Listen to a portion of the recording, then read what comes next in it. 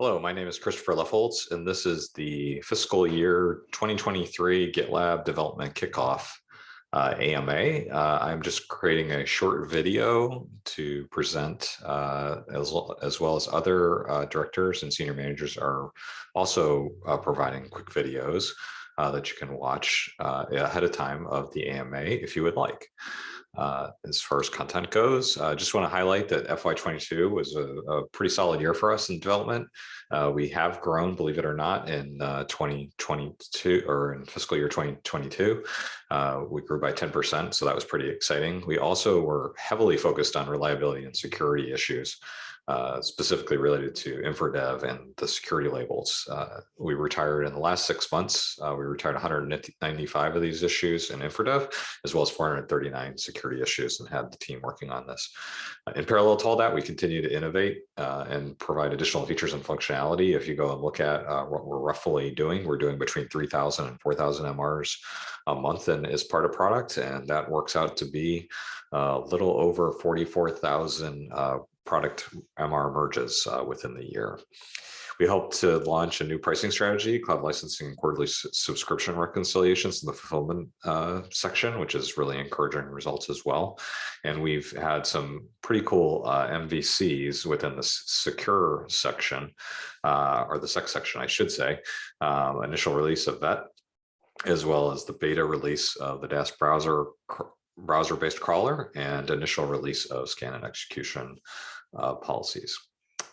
We have continued to acquire small companies.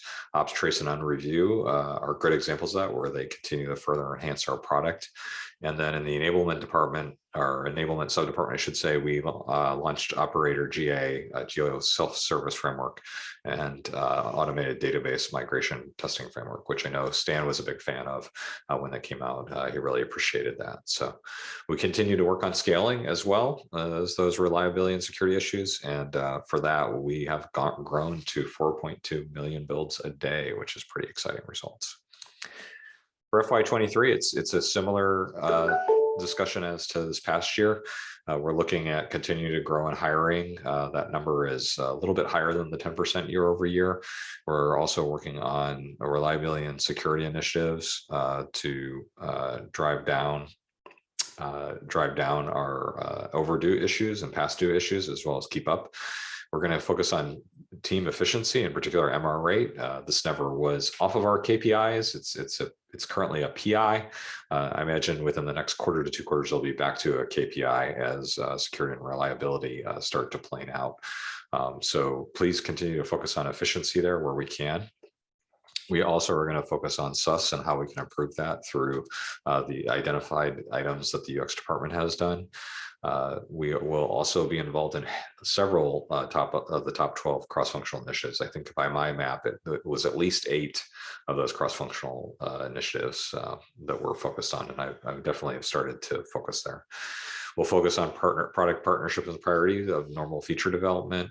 And then we're going to live our diversity along great geographic lines. So we're going to try to be less US-centric focused for that. And you may see us update this in the upcoming quarters, where we'll potentially add community contributions as well as other new direction items for the fiscal year. For Q1 OKRs, basically, it's very similar to our FY23 direction, looking at hiring as well as leaders taking some additional training and living our diversity value. And then again, focus on the various aspects there that you can see there, but very close to what our FY23 direction is. And there's a link there in case you want to go look at our ally updates associated with that. And then last but not least, just want to cover briefly our Culture Amp survey results. Back in November, we had the survey as well as the results associated with that. It's exciting to see that we were plus 6% on overall favorability from our FY21 engagement survey. So pretty excited about that. The top 3 questions that we answered well on were: I feel respected. I would recommend this as a great place to work.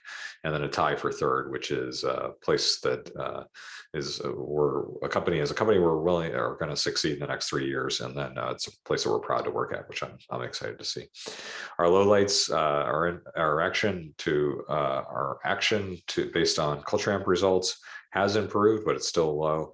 And then in the verbatims, we found that folks were definitely, particularly at the engineering level, talking about us being too US centric based. So that's why we have those action items down below, which is focusing on growth and development, as well as living our diversity value along geographic lines.